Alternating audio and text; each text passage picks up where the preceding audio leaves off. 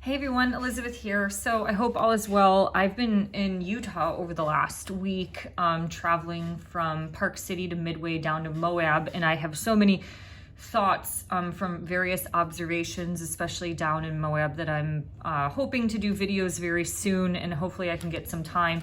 My mom, I don't really like watch the news. I guess my news comes from like when people send stuff to me more or less on Telegram, but my mom mentioned Aurora Borealis and I just kind of blew it off. I didn't even like think about it or anything. I didn't even look it up really in the news.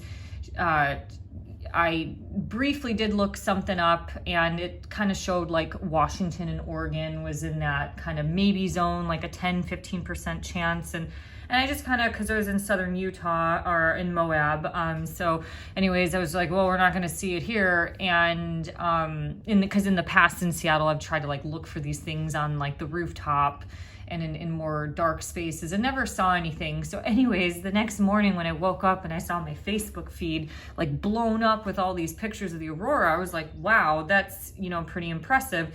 And then the next day I saw one of my friends from high school posted about, the HAARP frequency. So that kind of, I was like, I wasn't shocked when I saw that. And then when I did a little bit of looking into the actual HAARP website for the Aurora Borealis, kind of the frequency testing that they do up in Alaska, I was like, damn. So anyways, I would type that in, the HAARP frequency, you can find it. But anyways, so as I've been looking at pictures like blowing up on social media, more on Facebook the last few days, it has ignited the questions that are within me, or not within me, but just within, I guess, my thoughts, that nothing is what it seems. It does seem that it could be a very potential HAARP test that they did.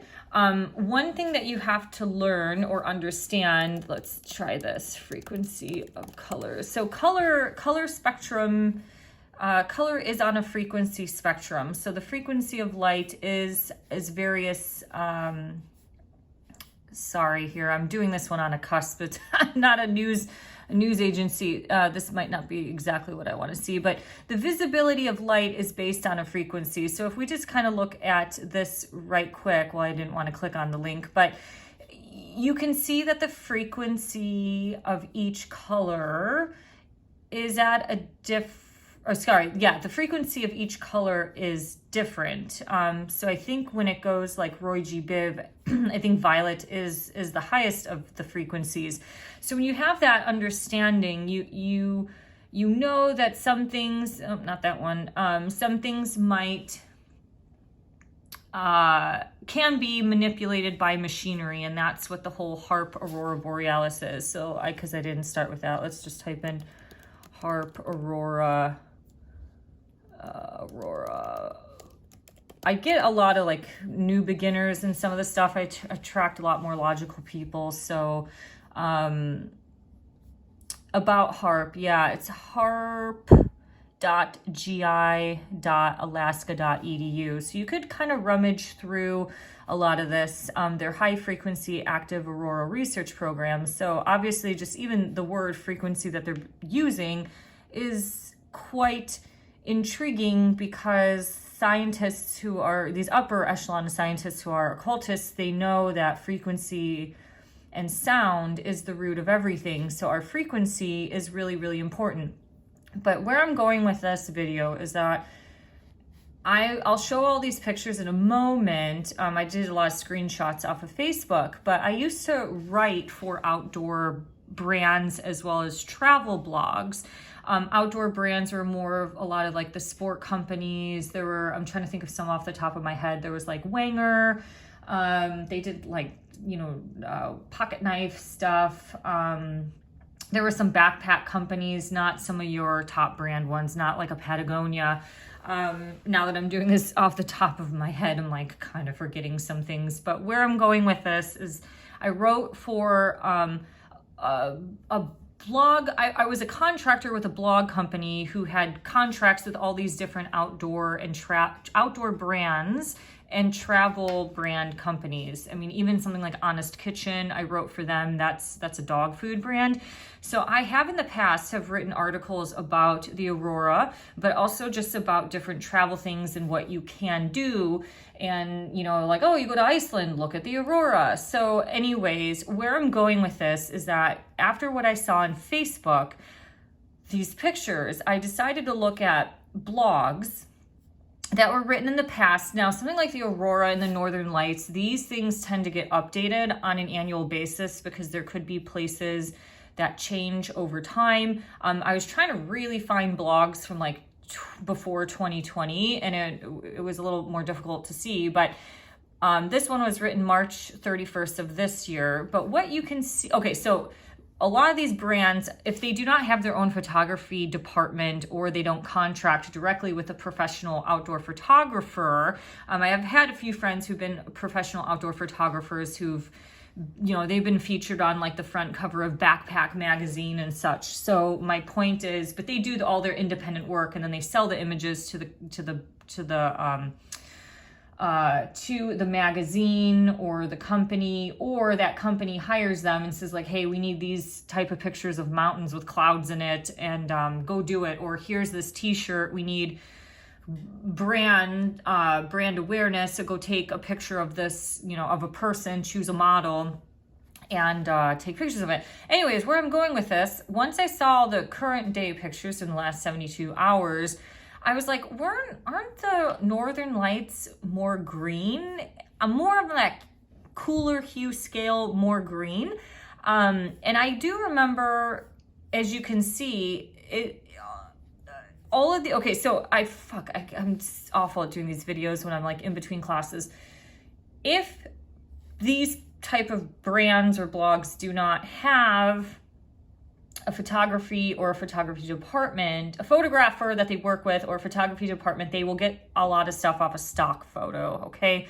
So those are professional pictures that have been done, and they buy them and they can keep them or lease those photos. But anyways, where I'm going with this is that I remember through my own experience in life, especially with writing, was that the common theme with a lot of these travel blogs is that you see the Aurora that is the Aurora pictures that are more green in color. They're usually more ripply or wavy, and you can see more horizontal lines.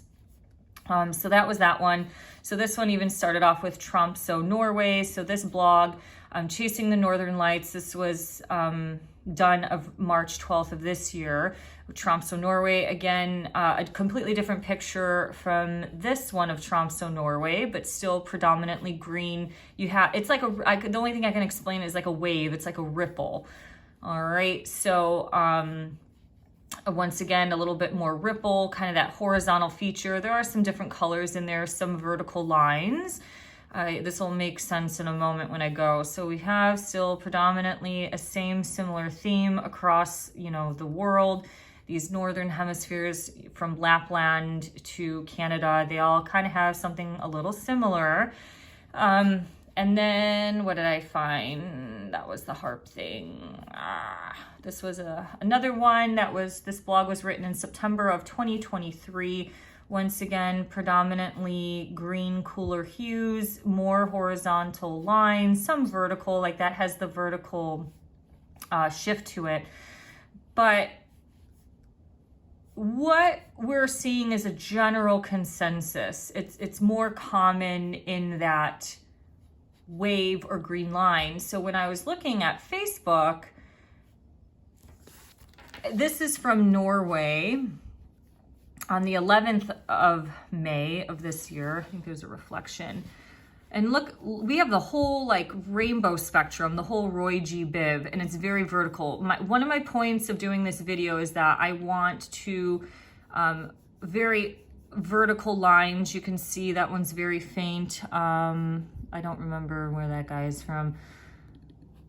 This one here, Bureau of Meteorology. I don't remember exactly where that's from, but you're seeing a lot more pink, a lot more red.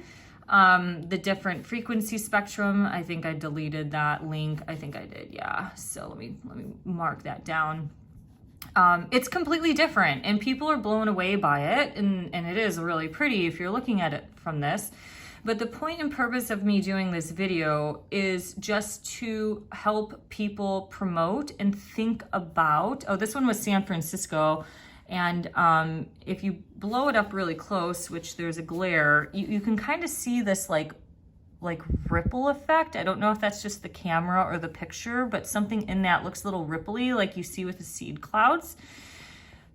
Again, the point of my video, Funky Lights in the Sky in Ohio, that's Ohio, is the point of me doing this is for people to start to develop a more observant eye, because there are a lot of tricks and traps right now. This one was like, holy shit, was this Project Bluebeam? It was nearly 4 a.m. I knew I had to pick up my stuff and go home to catch some sleep before going to work. A pulsating aurora replaced the crazy colors that my camera caught earlier that night, but I always had to get one more shot, and one more, and this happened. There were only a few people left out, but we were all like, whoa. I was super happy to get such a great shot at the end of the night, taken in Banff, Alberta. I mean, that looks very angelic. You could almost see even like a little face structure there. Some people think that could be, this is like a preparatory thing for Project Bluebeam. Let's see. So we got more this is very, very different. It's, I'm trying to even think of what to compare it to, but it's just very, very vertical lines. You're seeing the entire spectrum of the rainbow, the Roy G. Biv. That one is from Virginia. This guy is a fucking atheist, so he does a lot of like science, religious people are stupid type of posts. But again, this is from Lake Tahoe. Again, vertical lines, pink, red colors. Northern Ohio. This was my friend from college. And so anyways, again, you see a little bit of blue, but once again, we're talking about a different frequency here, different light spectrum. This one looks just very different and holographic. This is supposedly over Iceland. This kind of reminds me of, what am I trying to think? When sometimes you look out at the sky and you're looking at a cloud and you can kind of almost see like this little tiny rainbow that is starting to form. This is what kind of reminds me of that. Supposedly some people say that's from the radiation or the ionization of the sky. The last one I'll show is this one from Lapland, Finland. So in those travel blogs, I showed you what some things in Lapland, Finland looked like. I think it was hopefully this one. Well, here's Finland, or at least one in Finland. Well, that has maybe a little more horizontal line there. I don't really remember, but anyways, I think you all get the point now. I've heard once before that, oh, there we go, Finnish Lapland. There's that, and then there's that. I mean, that's looking different. So when you have an observant eye, you can see that there is something completely and entirely different than what before. And the question is, why is it different, or what is making this different? Is it from all the seed clouding that has occurred in our sky, the ionization of the sky?